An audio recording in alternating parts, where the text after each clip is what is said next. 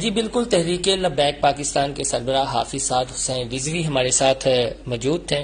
ان سے ملکی تازہ ترین صورتحال اور خاص طور پر جو فارن فنڈنگ کیس کا فیصلہ آیا ہے تحریک انصاف کے حوالے سے اس پر بات کریں گے. ہمیں تو یہ یقین ہے کہ یہ فیصلہ نہیں ہے، یہ فیور دی گئی ہے پی ٹی آئی کو اور جماعت کو. ہمارا الیکشن کمیشن دیتا ہے ایک رولز، اس کے مطابق دیکھا جائے تو یہ جماعت ایک منٹ کے لیے بھی نہیں ٹھہرنی چاہیے. لیکن اب دیکھیں کہ اس کو اتنی بڑی فیور دی گئی اور 8 سال قوم کو ایک بتی کے پیچھے لگایا گیا اور اس کے بعد یہ آ کر بتایا گیا جی ان کو شوکاز تو ان کو پہلے دن بھیجنا چاہیے تھا جس دن یہ کیس رجسٹرڈ ہوا ہے یا جس دن کی ٹرانزیکشن ہوئی تھی پہلی. تو یہ تو بالکل ایک قوم کے ساتھ مذاق کیا گیا.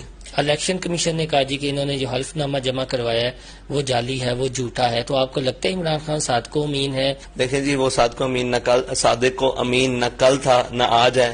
تحریک لبیک پاکستان کیا کسی بڑی سیاسی جماعت کے ساتھ اتحاد کے ساتھ جائے گی الیکشن میں، سیٹ ایڈجسٹمنٹ، یا آپ اکیلی اپنی شناخت برقرار رکھیں گے؟ الیکشن جب بھی ہو انشاءاللہ تحریک لبیک پاکستان تیار ہے، اور انشاءاللہ تحریک لبیک پاکستان اپنی شناخت کے ساتھ اور اپنے منشور کے ساتھ اور مشن کے ساتھ انشاءاللہ میدان میں اترے گی. ہم عمران خان صاحب کی کوئی بات بھی قبول نہیں کرتے، اور رہی بات الیکشن کی تو وہ میدان میں پتہ لگے گا.